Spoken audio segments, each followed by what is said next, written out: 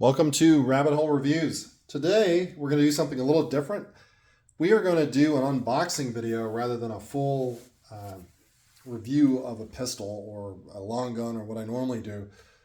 I don't know how long this video is going to run because I don't have any real in-depth knowledge. I'm just going to give you my initial impressions. We'll take a look at what's in the box and what future plans I have for this rifle. But without further ado, let's take a look and see what's in the box. Today, we have a Zastava Arms PAP M90 in 5.56. So the manual is very nice for what it is. It's thorough. It covers everything you need to possibly know. I'm not going to bore you with too many details. But yeah, I mean, it's a 30-page manual, not counting the footnotes. They did a good job on the manual. Let's just leave it at that. If you can't figure out what to do with this, I don't know what to tell you. So we'll get that out of here. It comes with, of course, your congratulations letter and your 922R thing that they have to disclaim to you. We'll get that out of there as well. So this one is the Zastava M90 5.56. In this case, it's this Serbian red. And if you can already tell, I've done a couple of modifications to this rifle, and I picked it up yesterday. So this Serbian red furniture, guys, I might be in the minority here, but I think this Serbian red furniture sucks, okay? Compared to the regular walnut, this is a downgrade. And the fact that it's about $50 cheaper on Zastava's website to buy the wood separately than the walnut kind of tells me something. This is just my personal opinion, but this wood, I'm not sure what wood this is, but it is very soft. And so by soft, it's lightweight. I get it. I understand all that. But this, just the stain job that they put on here, it's very thin. This wood is not going to hold up. If you are doing anything serious duty related with this gun, do not expect this wood to stick around too long. It reminds me of the kind of wood that you'd get on, say, a 1980s Chinese AK, that kind of wood, or maybe not even that durable. It's like a chew wood, or I don't know what wood this is. Maybe I should do some more research before I do these videos. If anyone in the comments can tell me what the Serbian red is, it's definitely not walnut. I mean, I could be totally wrong on that, but this and the stain that they put on here, I mean, really, why bother? The stain is very thin. It's not going to hold up. I think with a lot of rain or shooting or oil that gets on this, I think that stain's going to come right off over a relatively short amount of time. That's the thing with these Zastava guns. Even the M70, the wood, okay, the walnut is decent quality walnut, but you got to remember, it's commercial grade walnut. It's the kind of stuff that you'd make furniture out of. And it doesn't hold up as well as like the older pattern M70B1 buttstock with the higher comb and the recoil pad for launching grenades and all that. I wish that Zastava would allow us to buy that as an option. Even if they didn't ship it with that, if they had it on their web store where you could go in and you could buy US produced stocks that were that same quality and that same spec as the older M70B1 stock, I would replace it with that style over this immediately. And I think a lot of people are in that same camp. In fact, you look a lot of these guns, people will go back and put surplus wood on these things. So I think Zastava is kind of missing out, or maybe they're not. Maybe they've run the numbers and they realize that that's not really cost effective. But then again, I think they should come out with an underfold or two and an RPK, and they haven't done that yet. But I can't really slam Zastava too hard because since they've gone out on their own and they've come out with the M70, which is an amazing gun for the money. Really, it's an amazing gun, period. They listened to their customers. They came out with the chrome line barrels, the RPK trunnions, thicker receivers.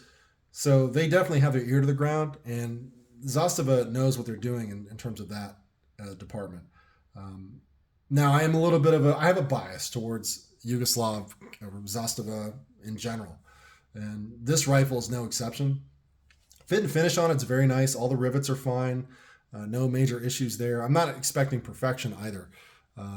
I didn't have an option as far as what color wood I bought. I got this rifle considerably less than what it normally goes for. So the trade-off is that I got the wood that I really didn't want.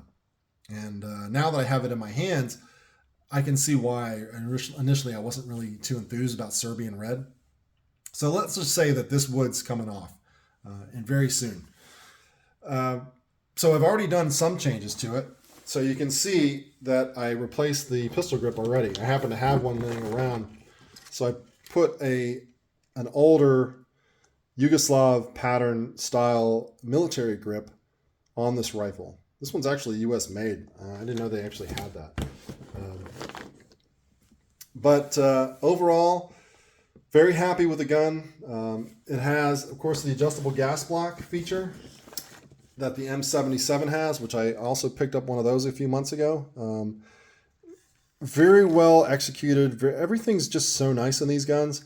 I can probably go on for 40 minutes about how much I love Zastava and the way that they approach firearms and design and everything. It's there. The quality's there. You're getting a little bit of extra heavy barrel. It's an 18-inch barrel, roughly, cold hammer forged, chrome lined. I'm looking forward to see what kind of accuracy I can get out of this at 300 yards.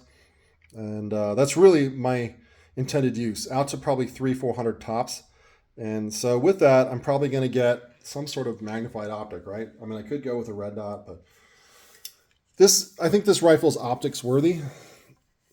And here you have the standard Yugoslav pattern scope rail. So I do have an AK master mount laying around, so I'm going to swap that out and put that in there. Probably going to get a 5X prism for 5.56 from Primary Arms. It's probably what's going to go on here.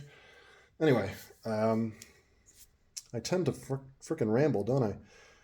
Also, I've replaced the traditional muzzle device. Normally what this comes with is a sugar scoop, the 45 slant cut muzzle brake. And I really think that in a 5.56 gun, especially a semi-automatic 5.56, that's kind of a waste of effort. They could have just as well gone with a muzzle nut, in my opinion. But what I did do is I replaced this with a Damage Industries flash hider.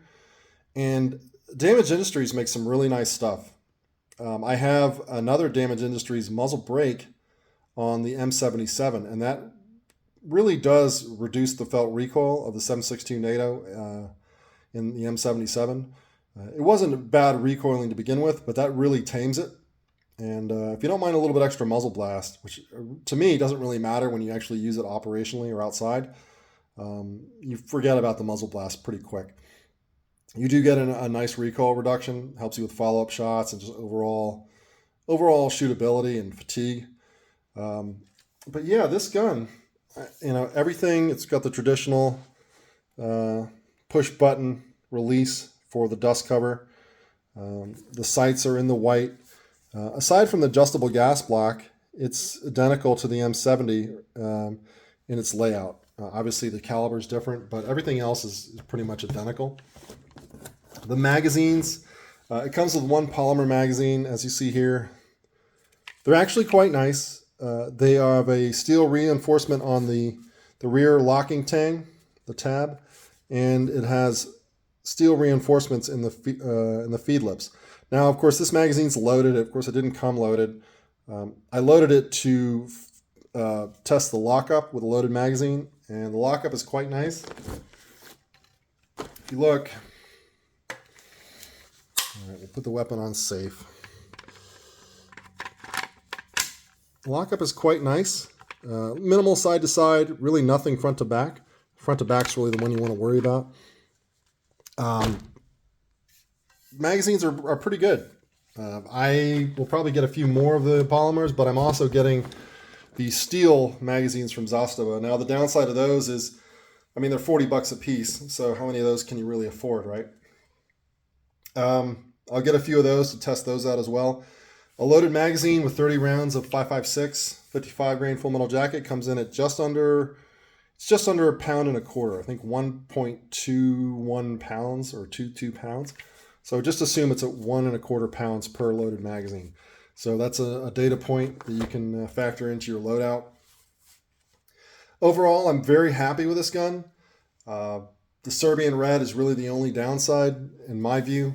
If you have the option to get walnut versus Serbian red, I recommend the walnut, even if you have to pay slightly more, which, you know, the prices are kind of all over the place. Some days you can get this rifle inexpensive, like I did, and some days I see them pretty high. Of course, price dictates everything. The lesser expensive it is, usually the more attractive the deal becomes. So I will have this gun be part of a full feature-length review. We're going to take it to the range, footage, testing of the rounds out of an 18-inch barrel through a chronograph. We'll test those. We will see what the accuracy is at 100 yards as I dial it in. And then at some point down the road, I'm going to go and test it out to 300 yards and see what the accuracy potential is there. I think I'm going to be relatively happy with it. My expectations for this gun is really anything out to 300. After that, I have other weapon systems that I would use. But I think 300 and under, this gun will do just fine. And that's pretty much all I have for you guys today. Look forward to some other reviews coming out next week. I haven't decided what they're going to be on. Probably a handgun of some sort. I know I have 2 or 3 Glock videos coming up in the shoot. I have some footage for that already filmed. Just have to get everything set up. And so this wraps this up. This is not an actual episode. This is just more of an unboxing to give you my initial impressions of the Zastava M90 in 5.56.